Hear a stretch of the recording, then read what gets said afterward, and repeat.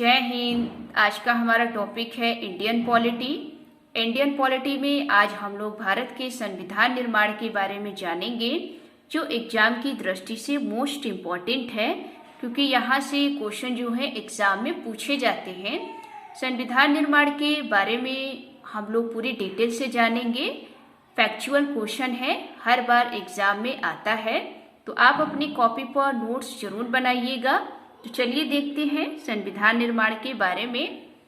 यहाँ पर आप देखेंगे संविधान निर्माण में समय। आप जानते हैं कि जब संविधान का निर्माण किया जा रहा था तो उसमें समय जो है कितना लगा था, ये बात आप अच्छे से ही जानते हैं।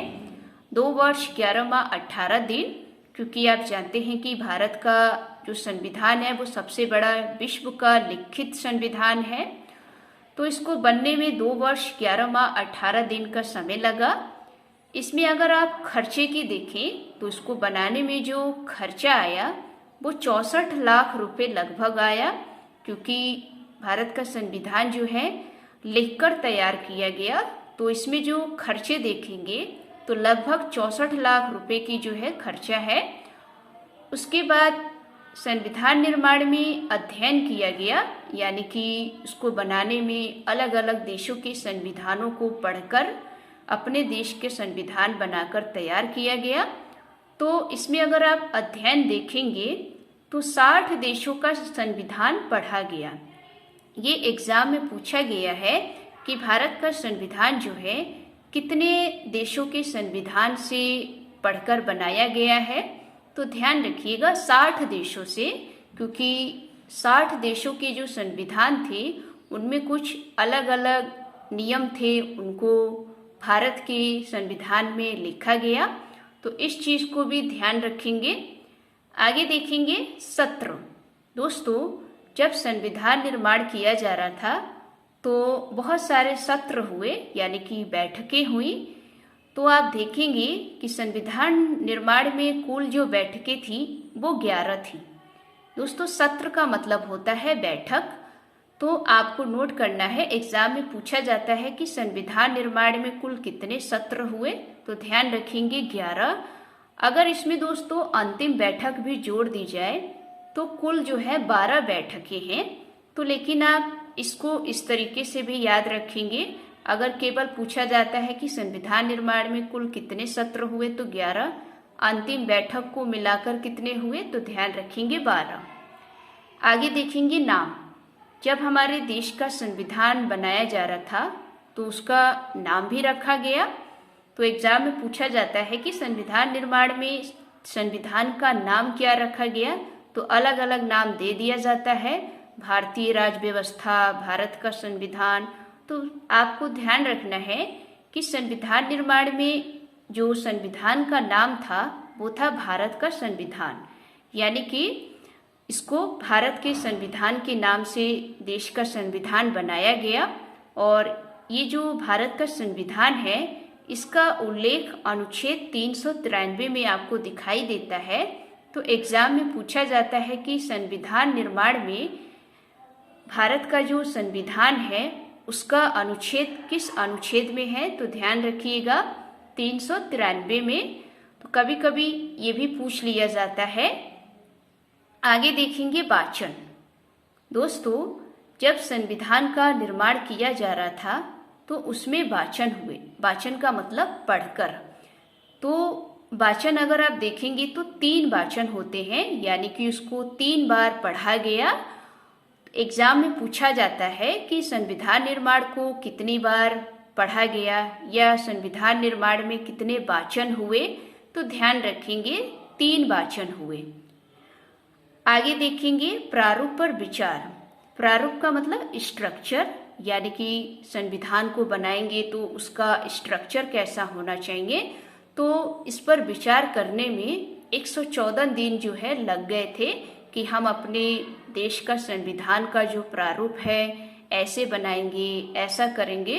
तो इसको विचार करने में 114 दिन जो है लग गया था। तो इसको भी नोट करेंगे। ये सारे दोस्तों क्वेश्चन एग्जाम में पूछे गए हैं, इसलिए हम आपको बता रहे हैं। अब दोस्तों तैयार हो गया भारत का संविधान। तैयार कब हुआ, ये एग्जाम में पूछा गया है कि भारत का संविधान जो है कब बनकर तैयार हुआ। तो ध्यान रखेंगे 26 नवंबर 1949 को हमारा देश का जो संविधान है वो बनकर तैयार हो गया।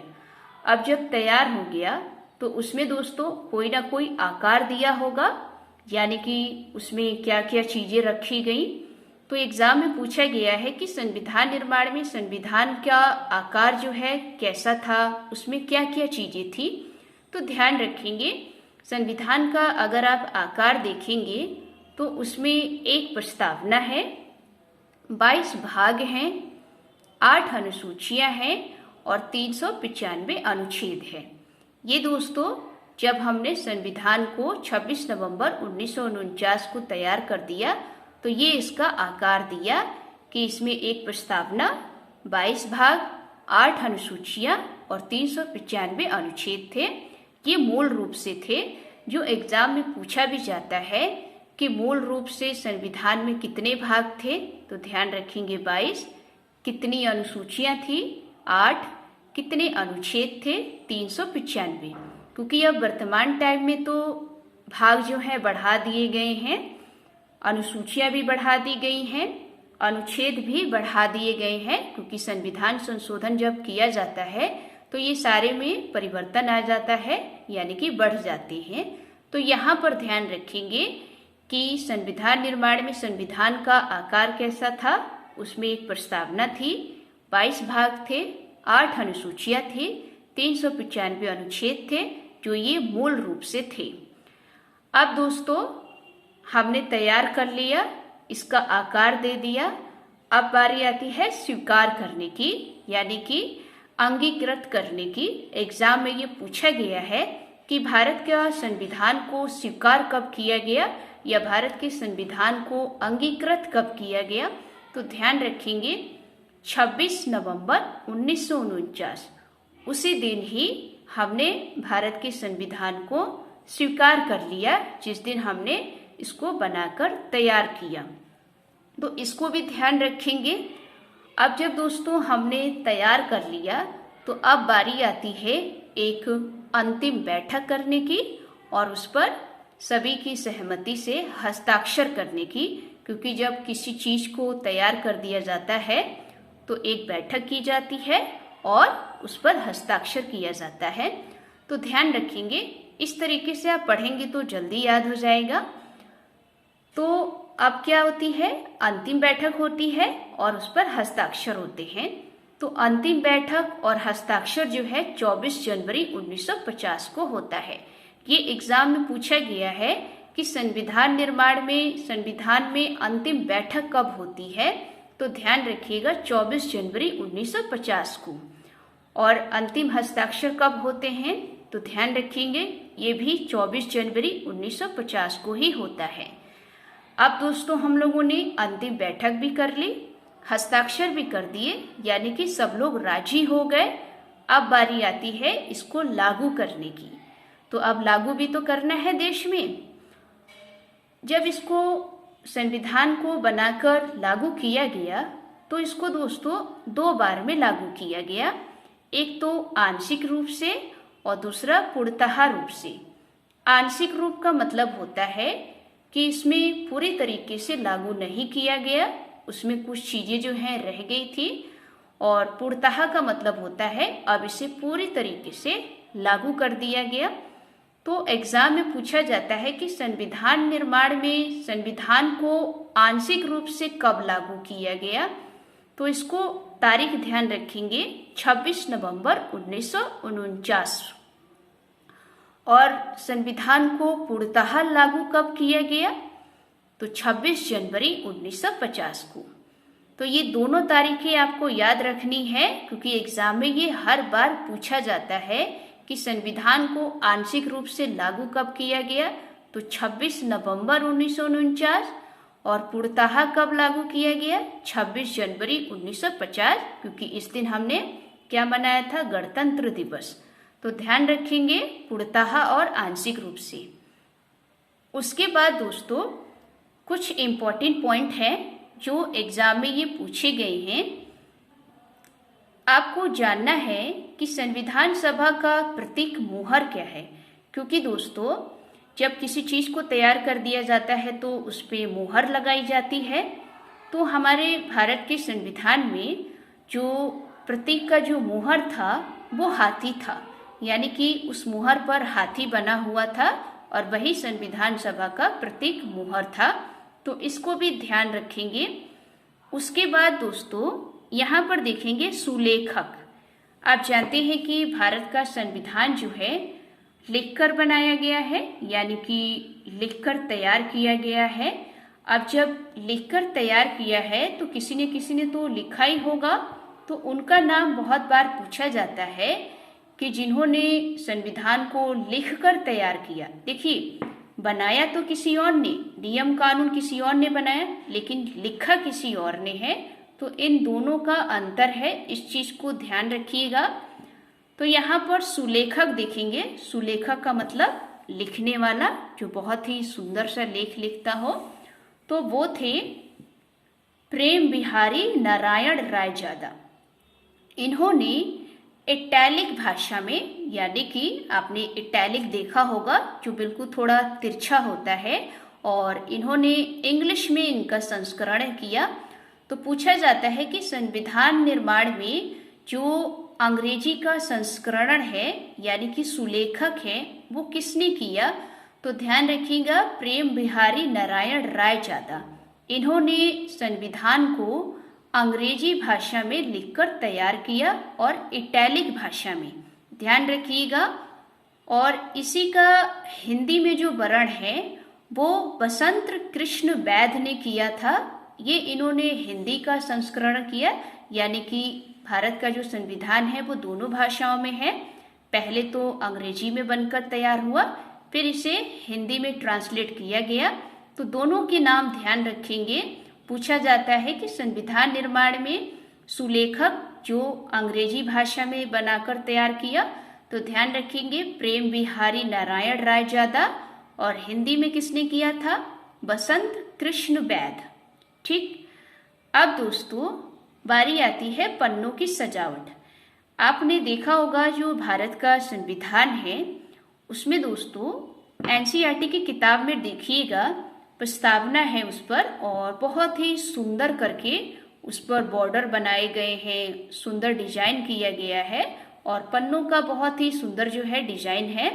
तो इसका भी ध्यान रखना है, क्योंकि यहाँ से क्वेश्चन जो है पूछे जाते हैं। तो पन्नों की सजावट देखेंगे तो उसमें सजावट का जो रोल था वो नंदलाल बोस एवं व्यूहर राय मनोहर सिन्हा का था। इन दो लोगों ने मिलकर पन्नों की सजावट जो है करने में योगदान दिया। तो भारत का संविधान जो आप देखेंगे तो बहुत ही सुंदर सा डिजाइन में बनाया गया है। एनसीईआरटी की किताब में आप जरूर देख लीजिएगा। तो आपने देखा सुलेखक में अंग्रेजी में संस्करण करने वाले प्रेम बिहारी नारायण रायजादा, और हिंदी में संस्करण करने वाले बसंत कृष्ण वैद्य, पन्नों की सजावट करने वाले नंदलाल बोस एवं व्यूहर राय मनोहर सिन्हा। उसके बाद दोस्तों संविधान निर्माण में कुछ अन्य निर्णय भी किए गए, जैसे आप देखते हैं राष्ट्रगान अपनाया गया। राष्ट्रगान 24 जनवरी 1950 को अपनाया गया। राष्ट्रगीत को अपनाया गया। राष्ट्रगीत 24 जनवरी 1950 को अपनाया गया। प्रथम राष्ट्रपति का चयन किया गया, क्योंकि जब संविधान बन गया तो अब हमें देश के लिए राजा भी तो चाहिए। तो प्रथम राष्ट्रपति का चयन किया गया 24 जनवरी 1950 को। तो ये दोस्तों राष्ट्रगान, राष्ट्रगीत, प्रथम राष्ट्रपति का चयन, ये सारे एक ही डेट को किए गए। तो इस चीज को ध्यान रखिएगा, 24 जनवरी 1950, 24 जनवरी 1950। तो ये तीनों काम जो है 24 जनवरी 1950 को हुआ। अब यहाँ पर देखेंगे राष्ट्रीय ध्वज। दोस्तों हमारे भारत में जो राष्ट्रीय ध्वज है उसको 22 जुलाई 1947 को अपनाया गया। तो इसको भी ध्यान रखेंगे। तो ये दोस्तों हमारे संविधान निर्माण के जो मोस्ट इम्पॉर्टेंट फैक्ट थे वो हमने आपको बताया। तो आज की ये वीडियो आपको कैसी लगी? अगर अच्छी लगी हो तो वीडियो को लाइक कीजिएगा, चैनल को सब्सक्राइब कीजिएगा। मिलते हैं नेक्स्ट टॉपिक में। जय हिंद, जय भारत।